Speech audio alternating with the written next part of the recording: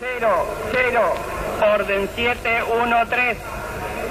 Sorteo 3, 2, 0. Después de la verificación de los tableros, las bolitas se vuelcan en el gran receptáculo de vidrio que reserva la incógnita de destinos a las filas de tierra, mar o aire. Los ciudadanos toman su número de orden con las 3 últimas cifras de la matrícula individual. Donde interviene el azar es en la extracción de los números contenidos en el bolillero de vidrio desde el 0 al 999. Las anotaciones se hacen a la vista, a medida que se van anunciando y luego se registran en planillas definitivas.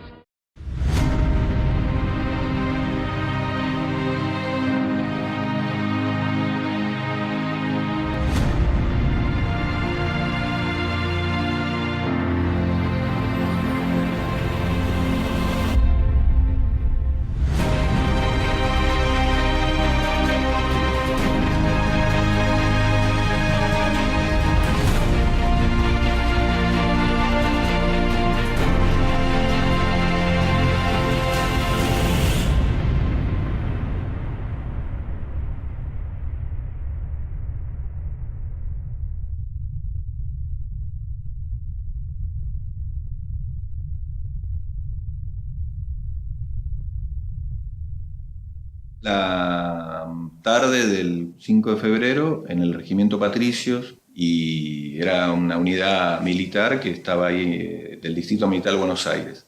Entré a las 8 de la mañana y a las 3 de la tarde nos informan que íbamos a ir hacia la ciudad de Río Gallegos. La salida fue terrible porque el ejército tuvo que llamar a la PM, que es la policía militar, poner vallas en la salida del regimiento para que nosotros no nos juntáramos con nuestros padres. Salimos 8 de la noche, trasponiendo un portón, camino a Puente Pacífico, y bueno, de ahí ya nos subieron a un tren con las ventanillas bajas y destino a Palomar.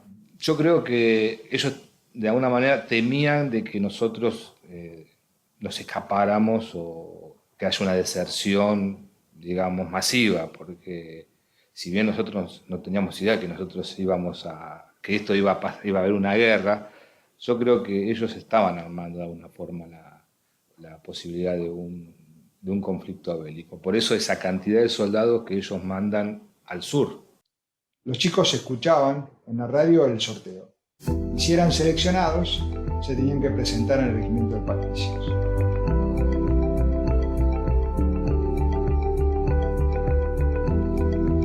Desde ahí los trasladaban en tren hacia el Palomar.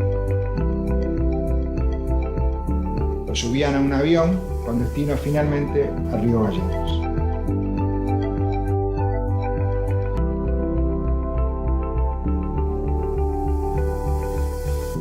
Cuando llegamos a Río Gallegos nos reciben en el aeropuerto con una diferencia térmica importante, ¿no? Nos vamos con 28 grados de acá y llegamos allá con 8 grados. El proceso de caer en Río Gallegos fue fuertísimo. Empecé a sentir que no era una persona libre, que era una persona que ya dependía de órdenes de jefes, que ya no podía tomar decisiones personales, que tenía que hacer todo lo que ellos me indicasen. Y uno dice, yo no quiero hacer esto. Y bueno, ahí te das cuenta que en la doctrina militar eso no es muy vertical. Y bueno, éramos los últimos orejones del tarro. Y lo correctivo no era, por favor, hágalo así. La corrección de violencia era de un suboficial me encuentra en algo que no había hecho correcto y no es que te reprendía, directamente venía y pegaba. El maltrato era constante, o sea, era denigrar al soldado por denigrarlo, tratándonos de basura, tratándonos de inservibles, de lacras, y bueno, eso era vivirlo el día a día, ¿no? Nos recibimos golpes, yo no particularmente, pero muchos de mis compañeros han recibido golpes. A mí me han tenido también, un cabo primero me tuvo colgado de un arco de fútbol y estábamos desnudos en plena al aire libre, con esa temperatura y golpes. hubo lugares que no había para comer. Y hubo un periodo particular que 3 días no nos dieron de comer por una cuestión de castigo y aprendizaje. Yo me acuerdo de situaciones de desesperación que hoy recuerdo. Tengo a un compañero mío que él era ranchero. Ranchero se le dice a la gente que está en contacto con los alimentos, y decirle, por favor, dame un pedazo de comida. Y cortó un pedazo de membrillo y me lo dio, y así como me lo dio, me lo puse en el bolsillo de la chaquetilla, que lo comía de una forma salvaje, porque lo tenía que esconder, porque si no iba a ir preso yo y él. Fue terrible porque con frío y no comer, los límites humanos de uno llegan a extremos inimaginables, ¿no? Vamos a compartir desde este momento una página dramática de la historia contemporánea. Las armas de la nación han contestado hoy un nuevo acto de guerra de Gran Bretaña en el Atlántico Sur. El gobierno de la República Argentina hace saber que a las 17 horas del día 2 de mayo, el crucero Ara General Belgrano fue atacado y hundido por un submarino británico. Cuando hunden el Belgrano, a mí me informan en el regimiento que un compañero del primario había fallecido.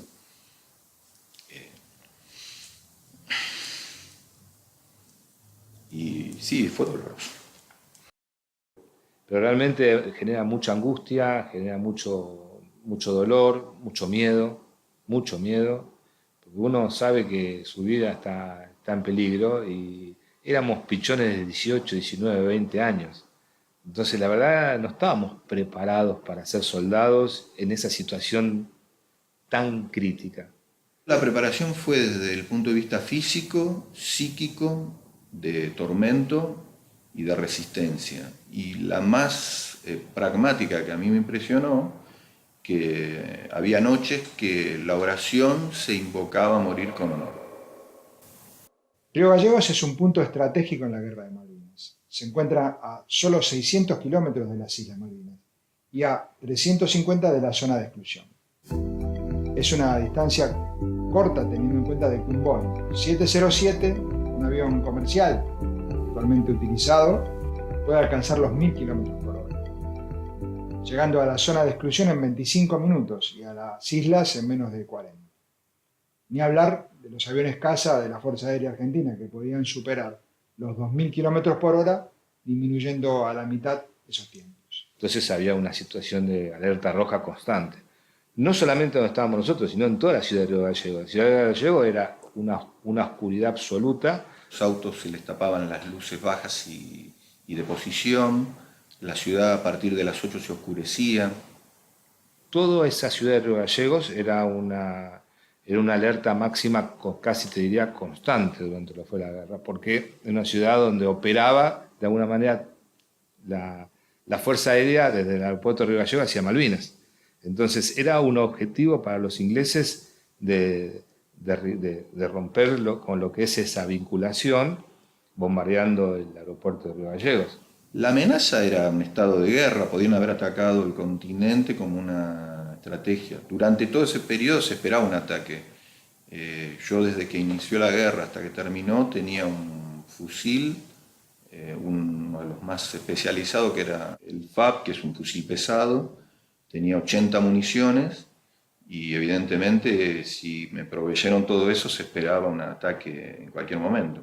Nosotros teníamos una función importantísima de cuidar el ingreso de ingleses hacia el continente, porque ese era el lugar donde se suponía que iban a entrar. De hecho, después se supo, que el gobierno todavía hoy por hoy no lo quiere reconocer, que hubo una inserción inglesa, de comandos ingleses, en el continente. En el continente fundamentalmente hubo, en mi caso particular, en una estancia me tocó transitar una alerta roja, que era una orden de extrema precaución porque se sospechaba que había ingresado infiltrados ingleses. O sea, no nos daban información, nos decían, preparen las cosas que nos vamos. Entonces, todo psicológicamente, uno sabía que se estaba yendo a Malvinas. Estábamos ahí, no es que estábamos lejos. Entonces, la realidad era que todo lo vivíamos con angustia. Todo era, ya está. Ya está, nos tocó. Y bueno, entre nosotros mismos nos mirábamos como desesperados. Y me acuerdo que en una cola que estábamos preparando las pertenencias para la movilización, un cabo primero se acerca a mí y me dijo, muchachos, ya está. Váyanse despidiendo de como puedan porque ya estamos yendo para allá.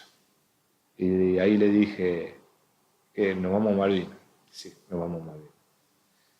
Entonces era la angustia permanente, de que éramos de alguna forma carne de cañón, ¿no? Porque sabíamos que íbamos a luchar contra una fuerza muy superior como era Inglaterra, ¿no? El combate de Puerto Argentino ha finalizado. Nuestros soldados lucharon con esfuerzo supremo por la dignidad de la nación. Los que cayeron están vivos para siempre en el corazón y la historia grande de los argentinos. Cuando termina la guerra sentí decepción, impotencia, recordaba todos los himnos que uno canta con gloria a morir y te das cuenta que no se muere con gloria. O sea, cuando hay derrota, la derrota no es lo que uno buscaba. Sentí decepción, mucha tristeza, porque quizás me había suscrito a la parte heroica.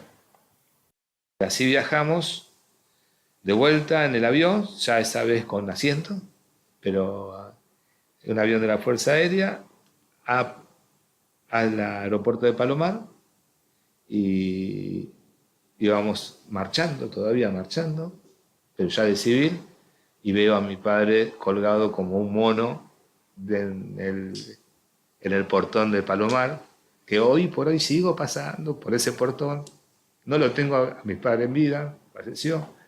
Y yo digo, pensar que mi viejo estaba acá, colgado en ese portón, saludándome, esperando que el ejército, la Fuerza Aérea, mejor dicho, abriera ese portón y poder abrazarme con él. A la vuelta, digamos, mis padres, quizás el mejor método que entendían era decir, bueno, no, ya está, volviste. Mis amigos, muchos se borraban, algunos se sorprendían que no era el mismo, no iba a ser el mismo. Toda la construcción que hice humana fue que iba a volver otra persona. No sé si más hombre o menos hombre, pero era con otra perspectiva de la vida. Y tuve que, lamentablemente, alejarme de los lugares que frecuentaba porque la relación era como más cuidada o aislada, cambiaban las conversaciones y vos te das cuenta que pareces un tipo raro. Venís raro y no perteneces. Lamentablemente el Estado no nos está reconociendo como verdaderos veteranos de guerra que somos, porque somos veteranos de guerra.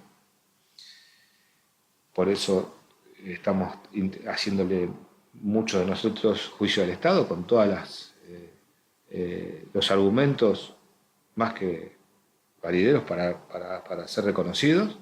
No estamos mintiendo, no estamos inventando nada, simplemente tiene que el Estado responder con lo que debe responder. Y hay un juicio que es paralelo a la veteranía de guerra, que es el postraumático, donde hoy por hoy a mí me hicieron una serie de estudios por parte del Estado y me determinó una incapacidad de un 30%.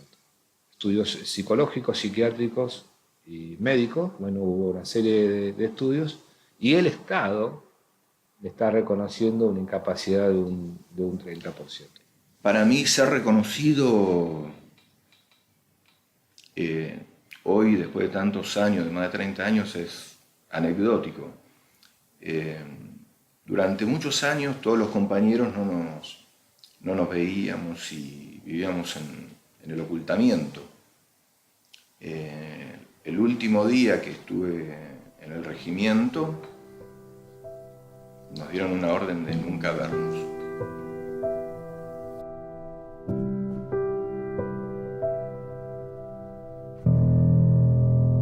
Bueno, el reencuentro fue bueno en decir haber vencido después de 25 años esa orden de no hablar porque estaba el temor de volver. Hay toda una mística en el encuentro, porque, digámonos, al reconocernos podemos hablar de lo vivido. Te digo que algo de bueno tuvo la guerra, que es que en la vida uno se las arregla de otra forma. O sea, uno le pone el pecho con más ímpetu a las contrariedades que te puede presentar la vida. No que pasamos a ser superhéroes ni nada por el estilo, pero a veces nos pasan cosas. Después de 36 años me fortaleció mentalmente en muchos aspectos. Yo, digamos, socialmente, de lo que fueron los estados o los gobiernos, no aspiro a nada. Lo piola fue el reconocernos entre nuestros compañeros. Eso es algo que por un lado está vigente y se sostiene. Hace 5 años que estoy haciendo mi juicio, así que espero que de alguna vez por todas considero que no le voy a ganar nada. Considero que me van a dar lo que me corresponde.